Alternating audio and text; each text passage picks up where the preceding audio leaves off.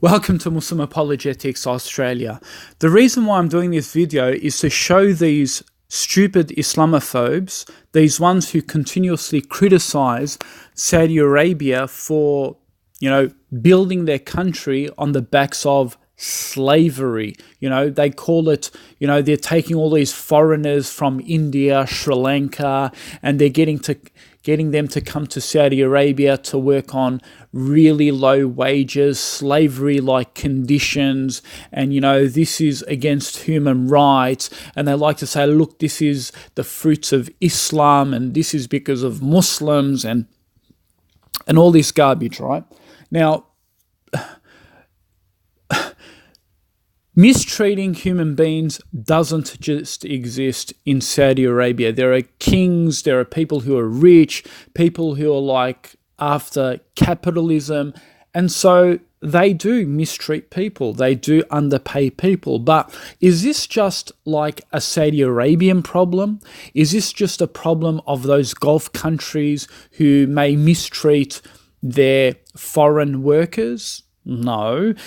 This sort of behavior exists in all countries. Unfortunately, because of the media agenda against Muslims and Islam, they like to highlight what is happening in Saudi Arabia, but ignore most of the mistreatment, what happens in their own lands.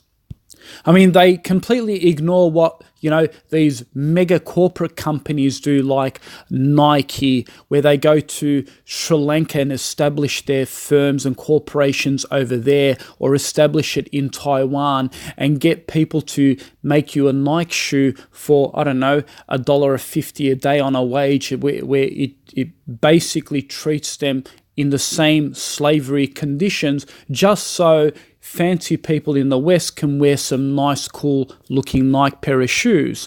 Okay, see, that isn't apparently highlighted when the West does it.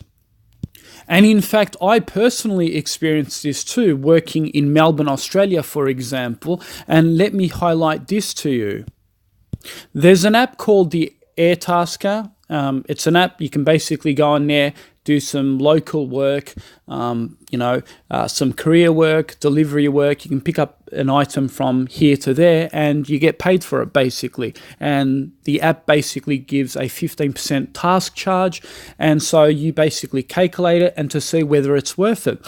But then when you go through some of the items that people want done, and you look at the price that they want it done for, and it's basically no different than the slavery conditions in Saudi Arabia or the slavery conditions in Sri Lanka, which is imposed by, say, the West with the Nike factories and all that sort of stuff.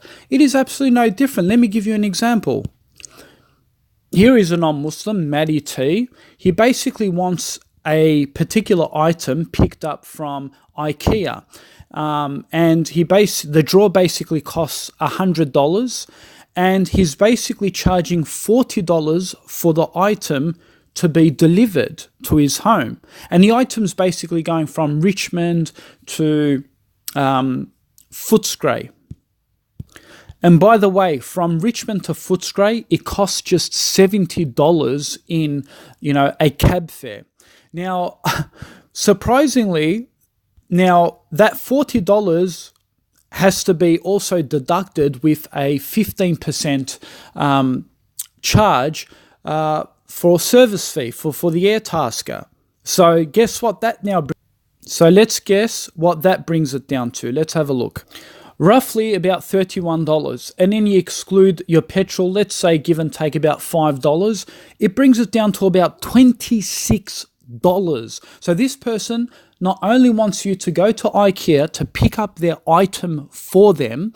You got to spend time there too, because it's basically going to take you approximately 2 hours, right? You got to basically pick up the item, go there, drive your car, park, whatever, find parking. You got to pick up the item, you got to lift it into your car, your truck, your van, whatever, and you got to literally then drive it down to this person and deliver it to them.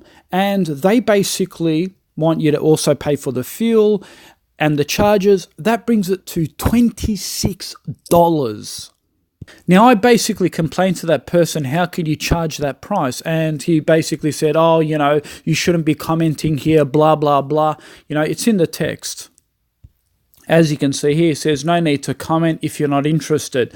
And the actual person argues that IKEA itself charges $70 to get this delivery done.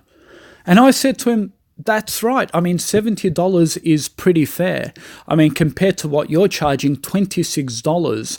And what even makes it worse is that it actually takes about 10 days, 10 business days for IKEA to deliver that.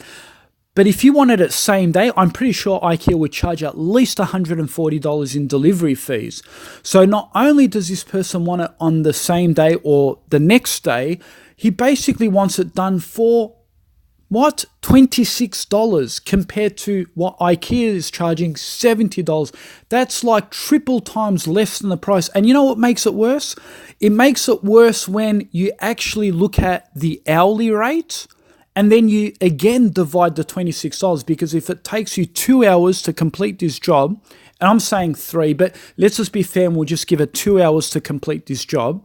You know what that equals to? $13 an hour. And you know what the national minimum wage is currently in Australia? It's actually $18.93 per hour. So this person is charging illegally the minimum hour it takes to do a job. He's charging much less than that, much less.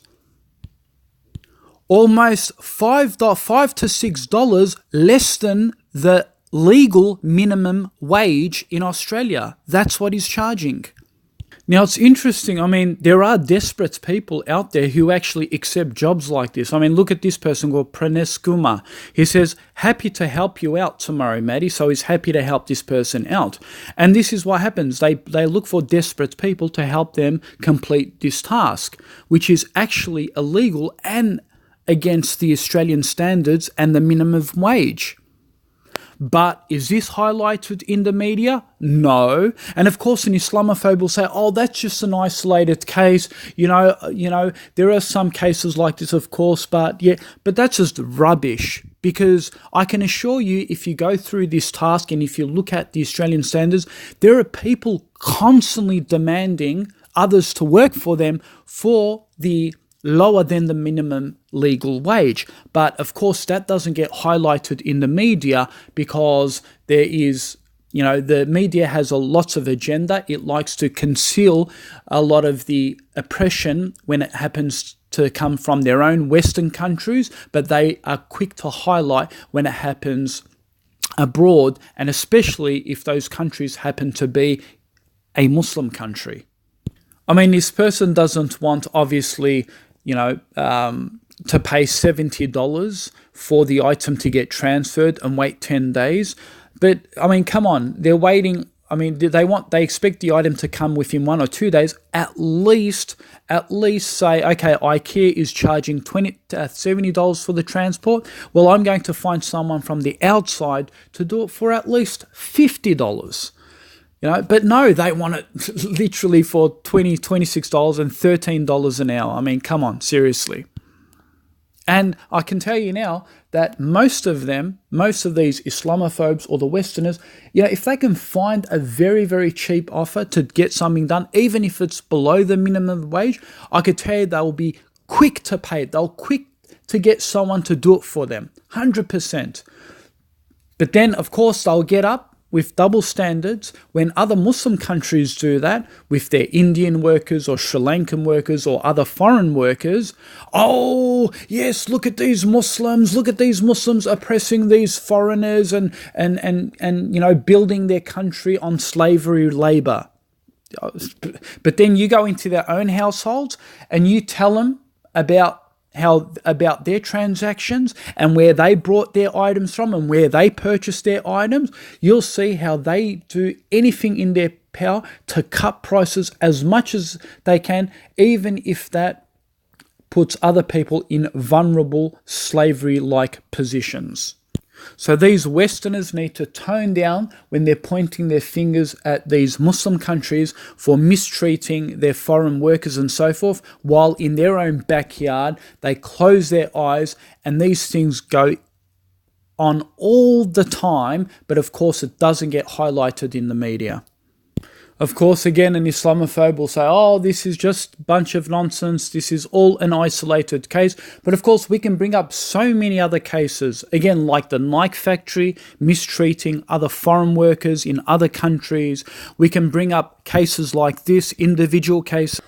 Here's another case, how labour hire villains make millions from Australian modern-day slavery market. You can see on Australian farms where 3 Tongan workers have died and others are being forced to live and work gruelling hours in pitiful conditions on a federal government-backed program a parliamentary inquiry has heard. It says, and some contractors in the Suragia district of Victoria, others in the Bowen, Queensland, are placing up to 15 workers in squalid homes and charging them up to $100 a week each. The hearing, which is sitting in Mildura, Victoria, was told labour contractors are getting away with blatant exploitation because employment and immigration authorities are not taking enough notice of the problems they inquire, which is looking at establishing a modern slavery act heard. Contractors make $768,000 a month. Melbourne-based lawyer Raj Tarana, who is 2016 linked in Malaysia investigation journalist with the ABC Fairfax to produce a report that sent shockwaves through Malaysia, outlined how many was skimmed from workers. Have a listen to this. It says, if the contractor has 800 workers and skims $4 per hour, they make $25,600 per day, and monthly they make $768,000 per month off the back of these modern day slaves. So there you have it, $4 an hour. And then these people want to turn around and look at Saudi Arabia and some of those Muslim countries and say, oh, look, they're mistreating their foreigners, while they close their eyes on their own slavery treatment on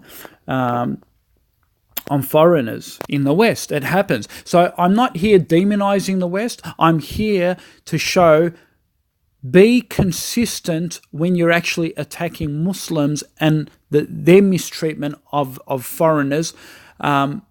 And then close your eyes, and then you want to close your eyes on the West. I'm highlighting, don't close your eyes, and it happens all over. Regardless if it's a Muslim country or a non-Muslim country, it happens everywhere. But of course, the Islamophobe would only highlight what happens in countries like Saudi Arabia.